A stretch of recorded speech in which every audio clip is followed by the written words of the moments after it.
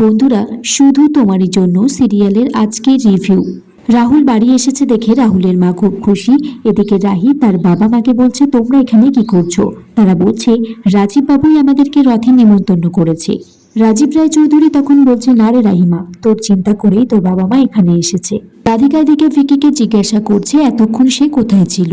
ভিকি বলছে একটা চাকরির ইন্টারভিউয়ের জন্য সে গিয়েছিল। জিয়া রাহিকে বলছে যে, রাহি, তুমি মিডিয়ার সামনে যে বললে বড় মুখ করে কাল সকালের মধ্যে রাহুলকে নির্দোষ প্রমাণ করবে, তো সেটা কিভাবে করবে? ভিকি বলছে, এই মেয়েটা এত জল ঘোলা কেন করছে? এমনিতেই আমি ফেসে বসে আছি।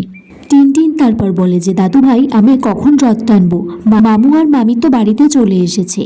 রাজীব রায় চৌধুরী রাহির বাবা মাকে বলে যে বাড়ি থেকে জামা চেঞ্জ করে আসতে, আমাদের সাথে রথে থাকতে।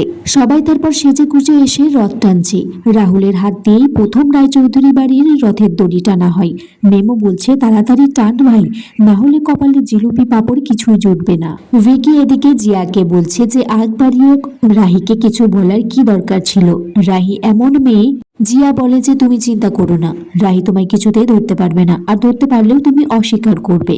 তারপর রাধিকা ভিকিকে ডাকে, বলে যে এখানে এসে রথ টানতে। রাহি মনে মনে ভাবছে, খুব তাড়াতাড়ি আমাকে প্রমাণ জোগাড় করতে হবে। এদিকে রাত হয়ে গেছে।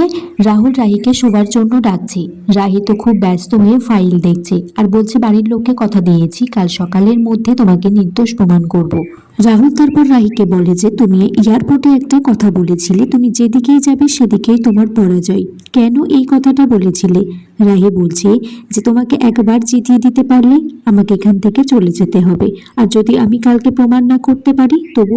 তখনই কারেন্ট চলে যায়। রাহুল একটা মোমবাতি ধরায় আর রাহি বলে যে, তুমি এতদিনে এই চিনলে আমাকে, তোমার কাছ থেকে মুক্তি পাওয়াটাই তো আমার পরাজয়। রাহি আর রাজীব রায় চৌধুরী আর রাহুল এদিকে বেরিয়ে পড়ে ইনভেস্টিগেশনের জন্য।